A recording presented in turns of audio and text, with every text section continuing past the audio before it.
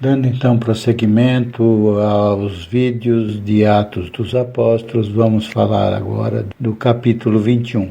Atos 21 descreve a trajetória de Paulo, que estava voltando de navio em direção a Jerusalém, tendo passado por diversas cidades, Cós, Rhodes, Pátara, verso 1, tendo chegado à cidade de Tiro, onde o navio iria descarregar a sua carga, verso 3. Em Tiro, Paulo permaneceu por 7 dias e ali encontrou-se com alguns discípulos que, cheios do Espírito Santo, diziam a Paulo que não fosse para Jerusalém, verso 4. Porém, ele, ignorando os avisos do Espírito Santo, através desses discípulos, continuou sua viagem, chegando a Ptolemaida, onde visitou os irmãos, tendo permanecido ali por um dia. Verso 7. No dia seguinte, subiu ao navio e seguiu viagem, chegando a Cesareia, onde ficou hospedado na casa de Filipe, o evangelista.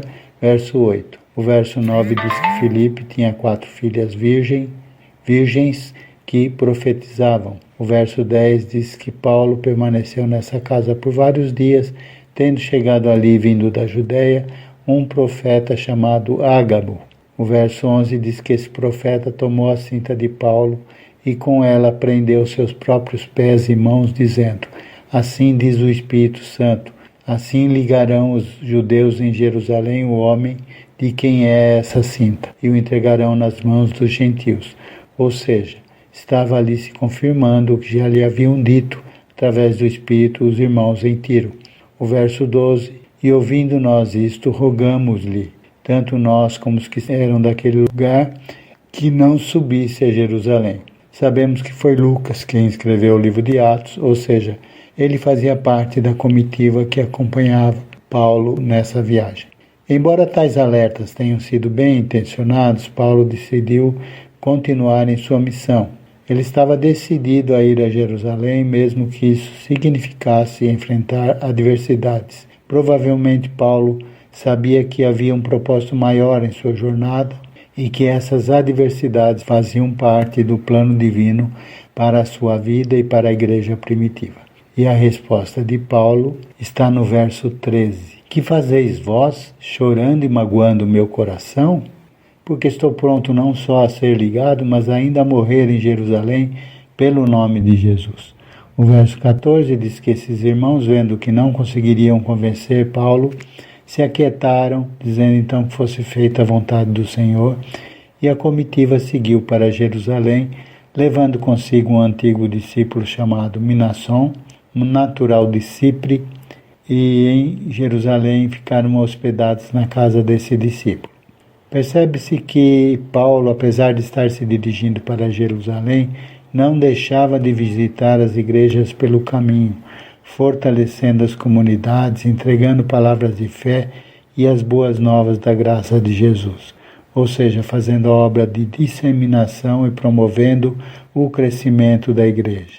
Ele era um verdadeiro missionário. Os versos 17 a 26 vão descrever os acontecimentos na cidade de Jerusalém, que foram muito bem recebidos pelos irmãos, verso 17, que, visitando Tiago em sua casa, para onde os anciãos também se dirigiram, contou-lhes tudo que Deus havia feito entre os gentios, versos 18 e 19.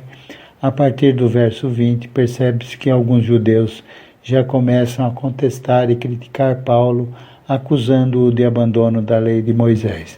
Versos 21 e 24, mas no verso 25 é lembrado que tudo isso havia sido discutido e deliberado na assembleia realizada anteriormente em Jerusalém, que os gentios só deveriam se guardar do que era sacrificado aos ídolos, do sangue, da carne sufocada e da fornicação. Verso 25. O verso 27 e 36 descrevem um alvoroço causado pelos judeus da Ásia, que entraram no templo e começaram a incitar o povo contra Paulo, acusando-o de ensinar a todos contra o povo, contra a lei, contra o templo e de permitir que os gregos adentrassem ao templo. Eles tinham visto antes Paulo na cidade com um sujeito chamado Trófimo e pensavam que Paulo o havia introduzido no templo. Versos 27 a 29. Isso bastou para que houvesse um grande alvoroço em toda a cidade, e o povo, pregando a Paulo, o arrastasse para fora do templo, cujas portas foram fechadas. E tentavam matá-lo, mas a confusão chegou ao conhecimento do tribuno da corte. Este logo enviou soldados e centuriões para o local, prenderam Paulo, perguntando a ele o que tinha feito. Versos 32 e 33. Os versos 34 a 36 assim descrevem o que se seguiu. E na multidão, uns clamavam de uma maneira, outros de outra, mas como nada podia saber ao certo por causa do alvoroço, o tribuno mandou conduzi-lo para a fortaleza. E sucedeu que, chegando às escadas, os soldados tiveram de lhe pegar por causa da violência da multidão, porque a multidão do povo seguia clamando: mata-o.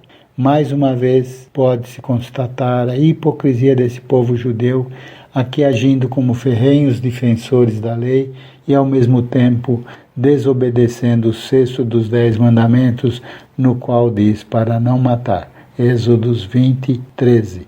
Porém, antes de entrar na fortaleza, Paulo perguntou ao tribuno se podia falar. O tribuno perguntou se ele falava grego e emendou, questionando se por acaso não seria ele um tal egípcio que havia feito uma sedição e levado ao deserto 4.000 salteadores. Paulo então esclareceu que era judeu, cidadão de Tarso e que gostaria de falar ao povo.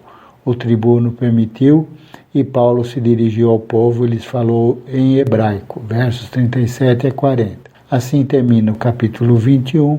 A defesa de Paulo é feita no capítulo 22. Amém?